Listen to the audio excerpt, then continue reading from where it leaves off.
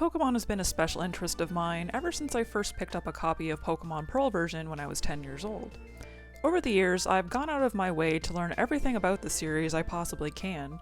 One niche aspect of the series that has always particularly interested me has been the many glitches present in the Pokémon games, and what better way to explore a niche topic than through an Iceberg video?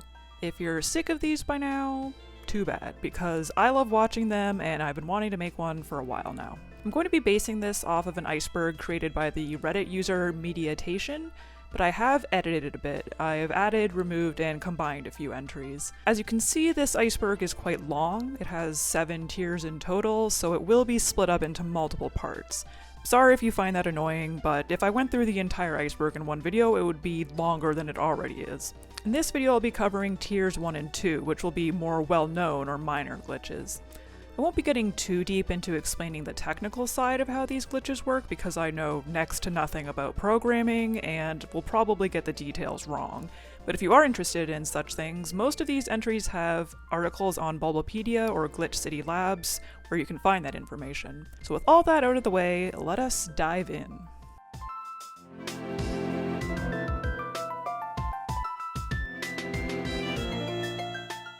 Cloning is a method of exploiting various glitches present in the Pokémon games to clone or duplicate a Pokémon. The method of executing it varies from game to game, though it usually involves interrupting the process of saving the game so that only a portion of the data is saved correctly. For example, in the Gen 1 games, a Pokémon could be cloned by interrupting a trade with another player by disconnecting the Game Boy link cable while the trade was in progress, so that the Pokémon would be present in both the sender and the receiver's party. Many other methods of cloning involve the Pokémon storage system.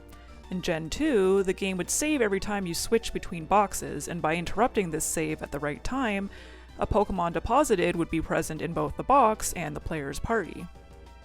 This glitch can be risky to perform though, because interrupting the saving process can corrupt your save file, or may result in a glitch Pokémon rather than a cloned Pokémon.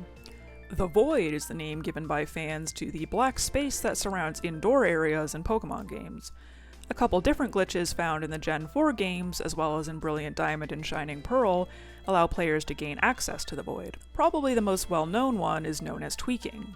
The OP of the Iceberg had tweaking as a separate entry down in the 3rd tier, but since it's very much intertwined with the Void glitch, I'm just going to talk about it now. So the maps in the DS Pokémon games are divided into square sections of 32 by 32 tiles.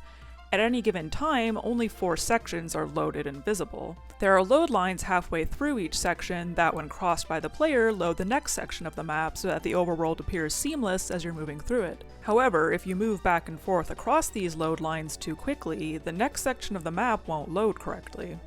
This can be exploited in order to access the Void, typically by going to Jubilife City and riding the bike in 4th gear in a certain pattern where 2 load lines intersect.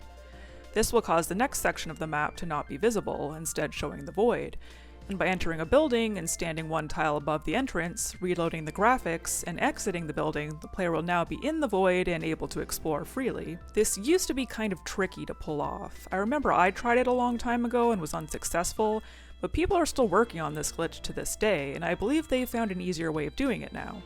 So maybe I'll try it again sometime. Once in the Void, you can access previously inaccessible portions of the map, particularly those that are locked behind events that ended like 15 years ago, like New Moon Island if you want to catch Darkrai, and Flower Paradise if you want to catch Shaman. I think in the last few years they've even found a way to get to the Hall of Origin so you can catch Arceus. Tweaking is also used by speedrunners to get to the Hall of Fame in like a third of the time that it would normally take. It should be noted that this method of accessing the Void only works in Diamond and Pearl. While you can tweak in Platinum and Heart Gold Soul Silver, invisible walls will prevent you from taking more than a few steps into the Void, meaning a walk through walls cheat is the only way to explore it in these games. Another method of accessing the Void exists only in the Japanese versions of Diamond and Pearl. In these games, a door in Elite Four Aaron's room can be surfed on, granting access to the Void. The Void can then be traversed to reach other areas of the map, the same as in the tweaking method. I remember accidentally entering the Void when playing around with my action replay as a kid, and I always thought it was really cool, so this is one of my personal favorite glitches on the Iceberg. In Pokémon Brilliant Diamond and Shining Pearl, it is possible to have multiple menus open at once, as well as to move your character while a full screen menu is open. Activating this glitch can allow you to do various things, such as duplicate Pokémon in your boxes, skip parts of the game, and even access the void. The way this works is that having the glitch menus open lets you trigger other glitches and stack them on top of each other, like a sandwich. By doing things like activating dialogue with the menus open or canceling out of them at a certain time, you can interrupt scripts like dialogue or animations. This is known as script storage. In the sandwich analogy, the menus are the bread and the scripts are the ham, and you can layer them in various ways to achieve the desired effect.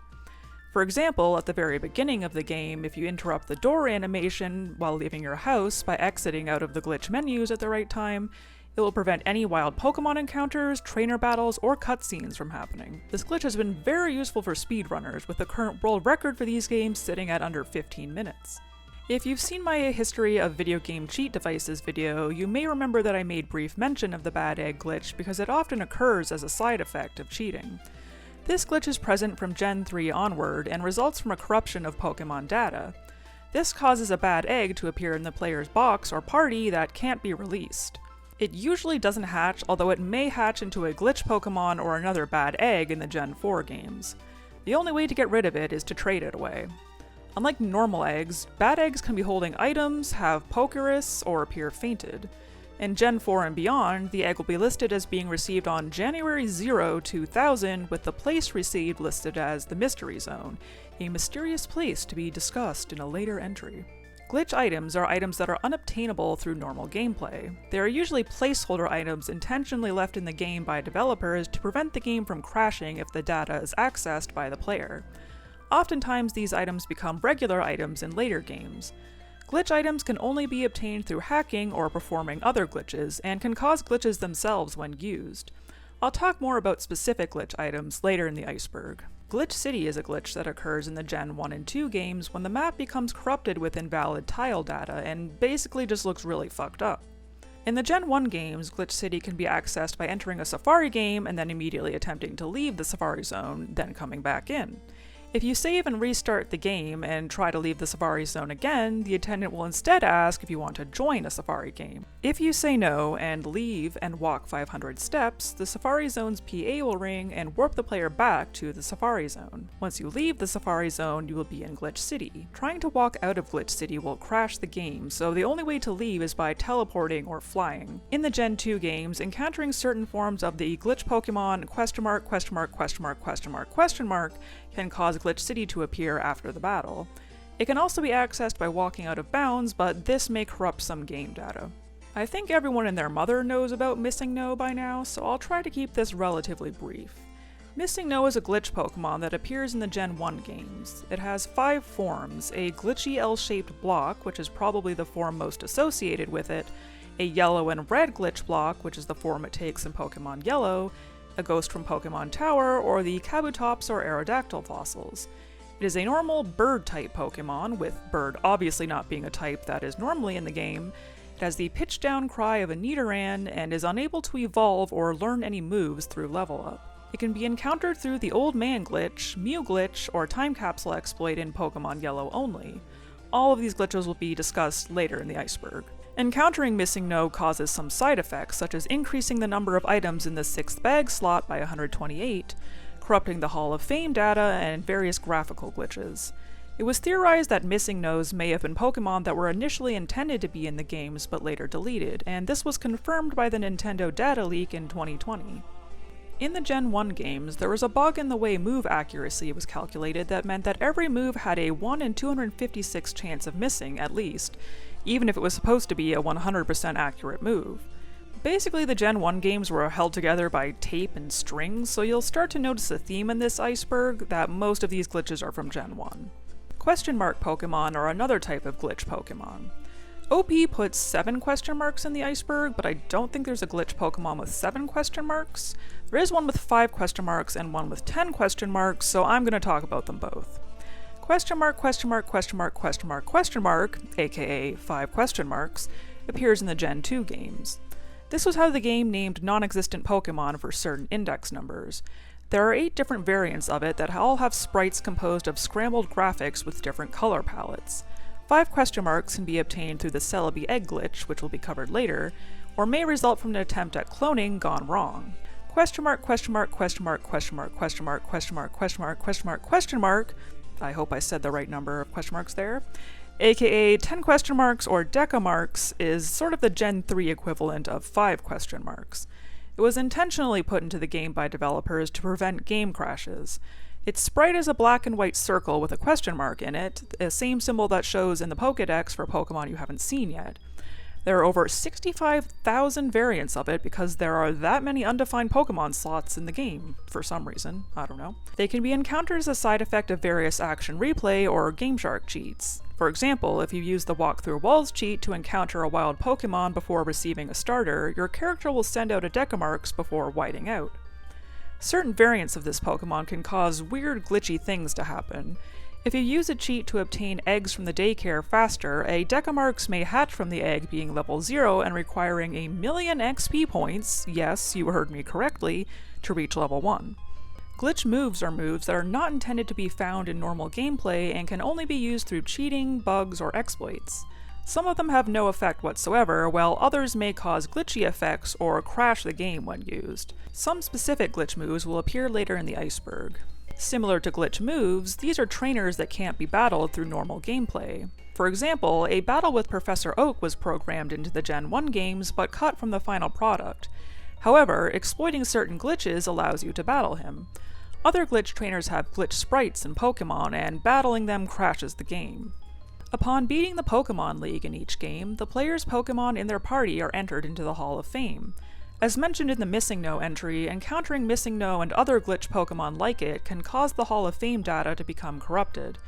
The player's Pokemon will be overwritten with completely different Pokemon, often consisting of glitch sprites and text. This can be avoided if the player encounters the glitch Pokemon before entering the Hall of Fame, or by defeating the Elite Four enough times that the glitched entries are overwritten. There is a bug in the Gen 1 games where if you press B while speaking with a bike shop owner in Cerulean City, the text will appear instantly instead of appearing one letter at a time. All text will continue appearing in this manner until the player opens the menu, heals their Pokemon at a Pokemon Center, loads a yes/no box, or talks to the bike shop owner again. This is a trick frequently employed by speedrunners. You may think that making some text slightly faster wouldn't make a huge difference, but in speedrunning, every millisecond counts. Those guys take that shit so seriously. I've already alluded to the Mew glitch a few times in previous entries, and now it's time to get into exactly what it is. As you might have guessed, this is a glitch that can be used to catch the Pokemon Mew in the Gen 1 games, who was programmed into the game but not obtainable through regular gameplay, as well as just about any other Pokemon in the game, including glitch Pokemon like Missing No. It is an exploit of the Trainer Fly glitch, where the player walks into a trainer's line of sight but quickly brings up the menu and uses Fly before the battle can start. This causes the game to believe that the player is starting a battle when they actually aren't, causing various values to be read improperly. The player must then battle a trainer who walks up to them and return to the original location they flew from. This will initiate a battle with a wild Pokemon with the index number that corresponds to the special stat of the Pokemon last battled.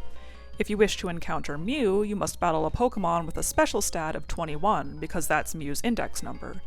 Typically, a youngster on Route 25 is used to do this, because his last Pokemon is a Slowpoke with a special stat of 21. The Ditto glitch is a slight variation of the Mew/Trainer Fly glitch that makes it easier to encounter any Pokemon you want, because you don't have to find an NPC to battle who has a Pokemon with the exact special stat you need. Instead, you just get the special stat of one of your own Pokemon to the right number and battle a wild Ditto.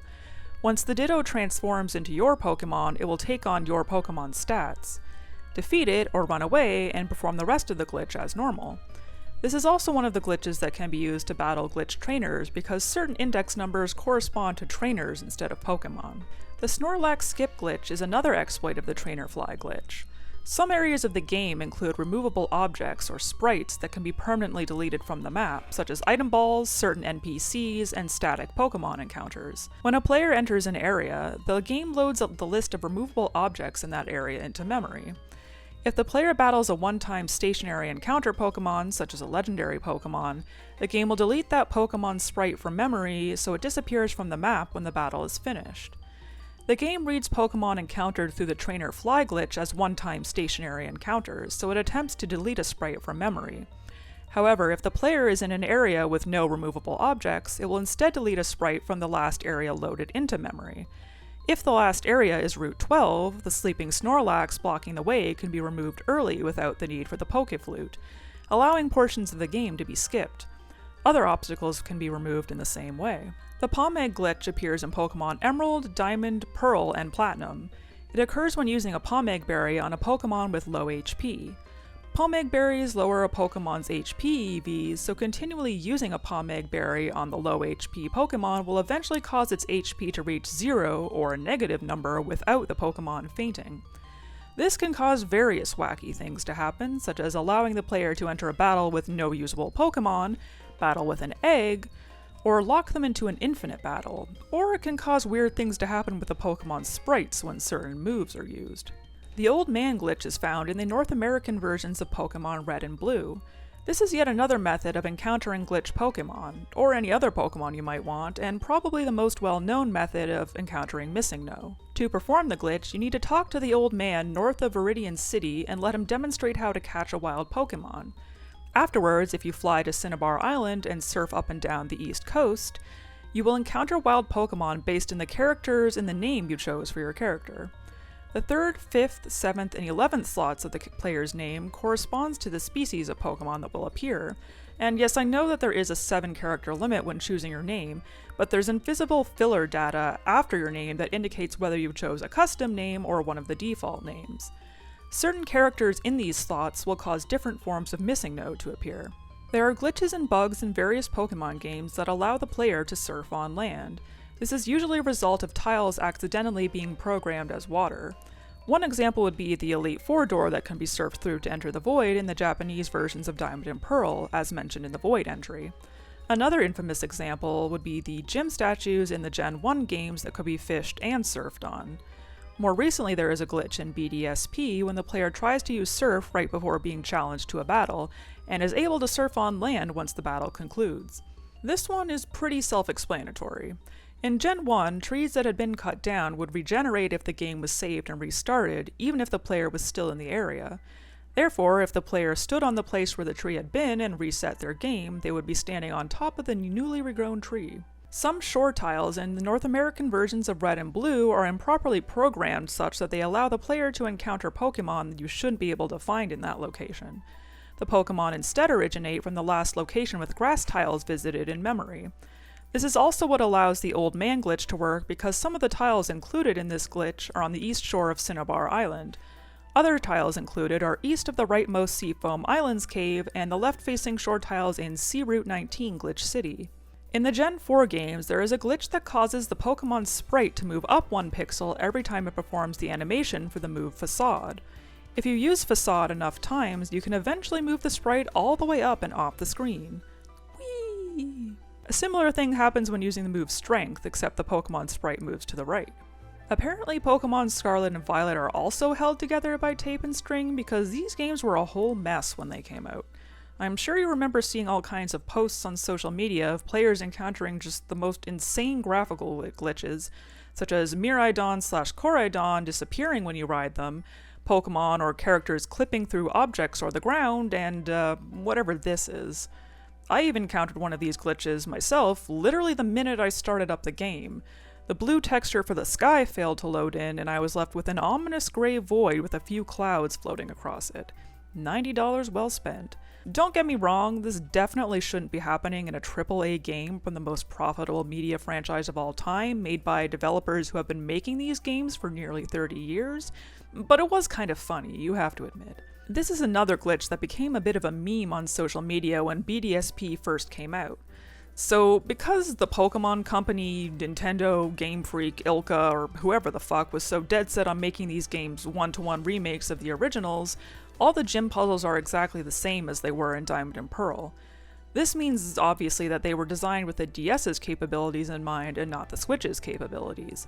In the DS Pokemon games, you can only move up, down, left, and right because the DS only had a D-pad for movement. However, the Switch has joysticks, which makes diagonal movement possible. The developers apparently didn't account for this because it is possible to use diagonal movement to climb the slopes in the Snowpoint Gym and reach Candace without battling any gym trainers or solving the puzzle. It is also possible to softlock yourself by doing this if you get stuck between these two snowballs. Awesome. Back to Gen 1, there was a bug that caused Ghost-type moves to be ineffective against Psychic types instead of being super effective against them. This meant that Psychic Pokemon only had one weakness, Bug-type, because Dark-type didn't exist yet, and an immunity that they weren't supposed to have. This made them super OP. You pick up a Kadabra and you're playing the game on easy mode, basically. Luckily, this was fixed in Gen 2.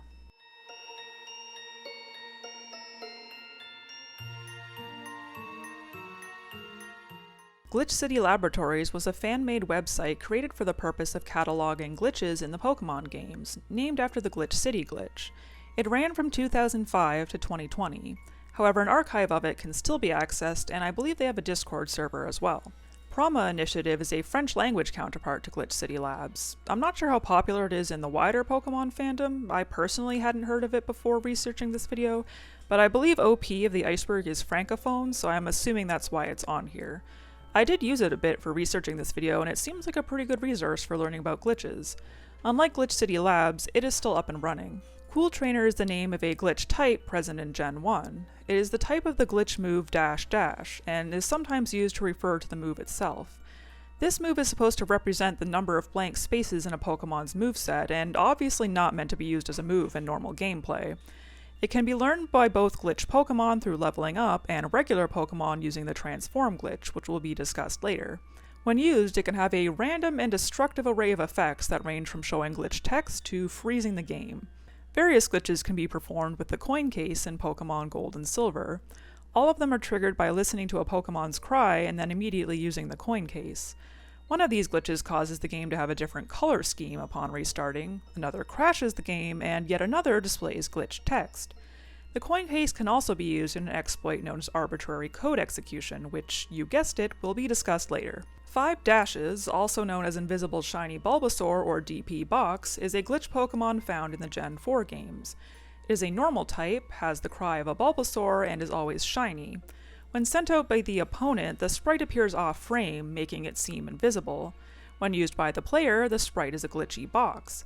It is level 0, has 0 HP, can't use any attacks, and can only be used in battle temporarily since the player will black out after attempting to do anything. It will be sent out by the player when the Pomeg glitch is active and the player tries to battle a trainer in the Battleground, Pokemon League, or 7 Stars Restaurant, or may appear as a side effect of cheating. In Japanese versions of the games, it can appear when the player tries to enter a double battle with only one usable Pokemon. The Zaz glitch is a data corrupting glitch that appears in the Gen 1 games when the player encounters a certain glitch trainer through things like the Ditto glitch. The trainer will send out a glitch Pokemon that is greater than level 100 or has an extremely long HP bar. Attempting to battle them will cause the game to freeze. The only way to successfully end the battle is by using an item that doesn't require you to view your party, such as a Pokeball.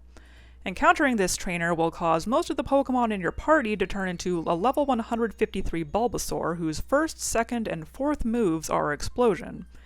The player's name, except for every third letter, will be overwritten with capital Zs, hence the name of the glitch. Since the player's name has been changed, their Pokemon are now treated like outsider Pokemon received in a trade, and since most of them are now level 153, they will no longer obey the player. If you try to battle a regular trainer while in this state, they will become a glitch trainer, and since you have disobedient Pokemon that mostly only know Explosion, a move that instantly kills the user, they will be almost impossible to beat, meaning that you could very well softlock your game. So yeah, this is one glitch you definitely want to avoid if you can. Arbitrary code execution is a glitch present in several Pokemon games that when performed allows the player to theoretically run any code they want on the console, essentially jailbreaking it. It's done through the use of glitch items, moves, and the like. This is definitely one of the more technical glitches in this video, and as I said previously, I have zero programming knowledge, so I'm not even going to try to explain the details of how it works. Apparently extremely elaborate setups have been performed this way, where players have coded new graphics, music, or even entire new games onto the platform. In Gen 1, there was a bug with the Dire Hit, a battle item meant to raise the chances of landing a critical hit by 4 times, that actually caused it to lower the chances by the same amount. The same problem was present with the move Focus Energy, which is also supposed to multiply the chances of a crit by 4. Oopsie. Super Glitch is the collective name for a number of highly volatile glitch moves in Gen 1 that are usually known by glitch Pokemon. These moves generally either have no name, have glitchy symbols, or the name of a Pokemon in the player's party as the name. They have varying effects when used in battle, and can cause other glitch effects such as the TM Trainer effect, which is coming up in this tier. It can also cause the overworld graphics to be severely glitched, making the player have poison Pokemon with glitchy names in their team that weren't there before, change the player's name to a string of random symbols, fuck up the music, crash the game, among other things. The Mystery Zone is a location header programmed into every Pokemon game from Gen 4 on, usually for unused areas. Most notably, it can be seen in Diamond, Pearl, and Platinum and some areas of the Void. In these games, it has an unused version of the Route 206 music that has a funky little vibra slap added.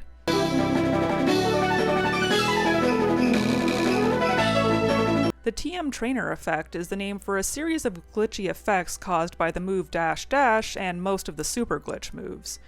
It results in the opposing Pokemon gaining a large amount of HP, causing the HP bar to wrap around the screen, and simultaneously become frozen and burned.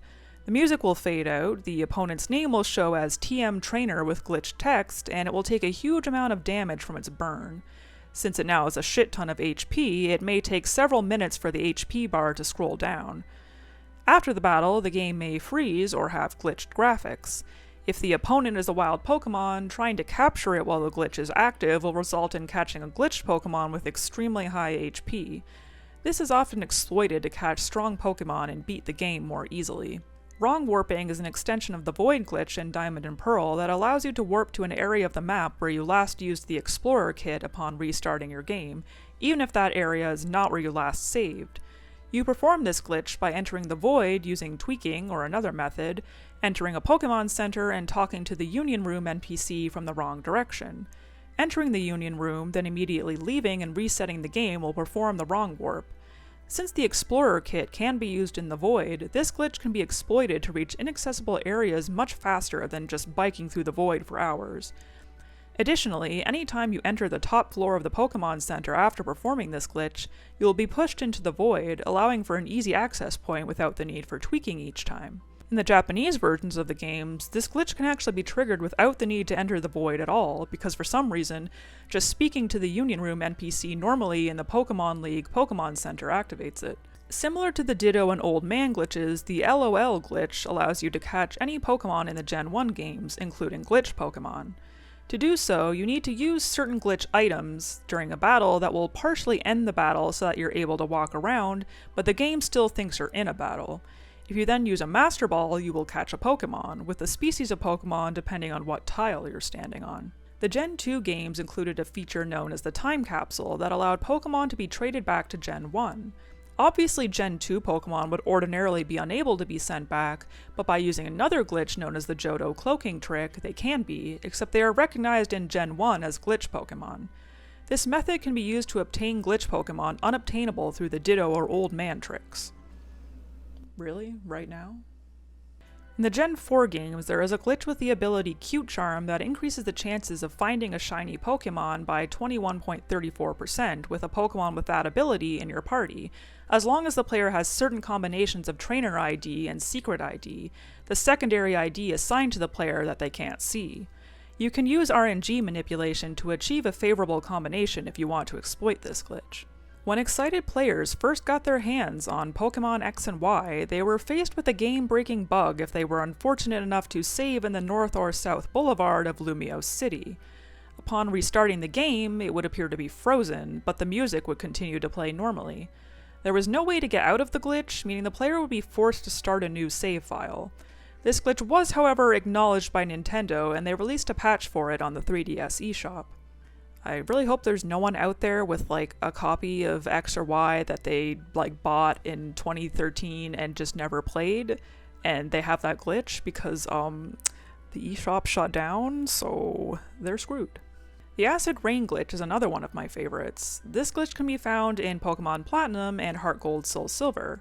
When in a Link battle, if one type of weather is in effect and a Pokemon uses Pursuit on an opponent who's switching out and causes it to faint, it will cause every type of weather to occur at once. At the beginning of each turn, the animation for each type of weather will play and all Pokemon on the field will take damage, with text saying that the Pokemon was hurt by its ability. You can actually soft lock the battle with this glitch if a cast form is on the field, because its ability Forecast will cause it to constantly be transforming. The Johto cloaking trick, also called the Johto guard glitch, is a glitch that allows the player to pull off the time capsule exploit. The player must have a variant of the Pokemon in their party on their Gen 2 game above all the Pokemon they want to send to Gen 1. The glitch Pokemon cloaks the Pokemon below it so that the game doesn't recognize them as Gen 2 Pokemon and prevent you from sending them back. However, in order for this to work, the Pokemon must not know any Gen 2 moves.